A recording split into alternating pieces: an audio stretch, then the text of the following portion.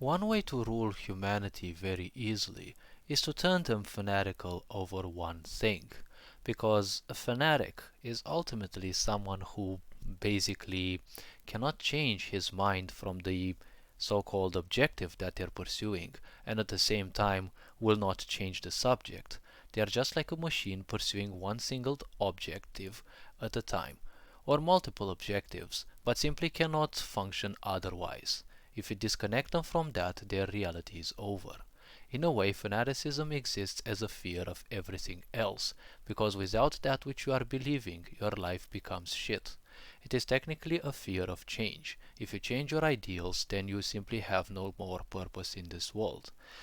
Fanaticism is very powerful because if you want to rule others, the only way to combat fanaticism is, well, through another opposing fanaticism. The fanaticism throughout the world has been a great danger, obviously, and the problem is it's also done a lot of harm.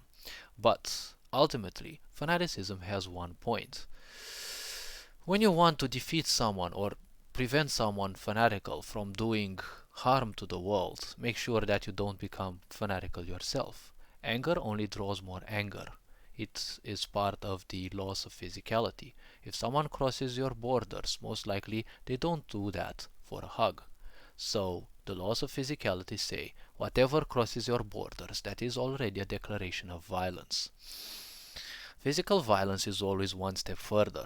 It may be through signs at first, it may be through talk, speech, or whatever other way, but ultimately physical violence is the final step, and that is always one step away. One way to rule humanity through fanaticism is to simply make them white knight their misery. If people white knight their misery, they will fight so fanatically for it because naturally there is a fear of success in many people, especially if their awareness and esteem is very low. When their esteem is very low, they want to play it safe. And when people want to play it safe, obviously there is one point. They will become enemies of change. Because playing safe means you are afraid of change. You are an enemy of change because you can't simply accept it. Any change means a drastical change.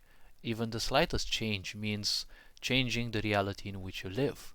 And the reality in which one ends up living is technically their prison. But at the same time, it is their prison because they have embraced it.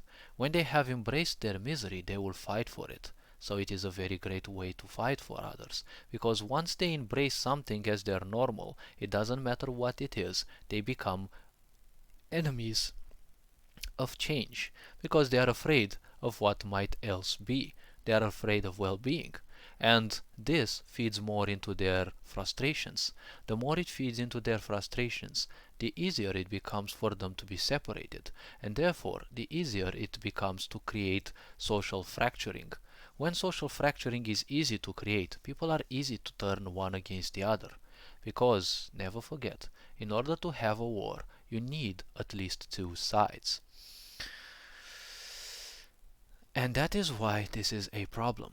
Fanaticism usually ends up being defeatable only by another form of fanaticism.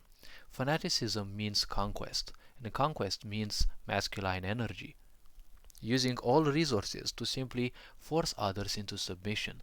It is the opposite of inclusion.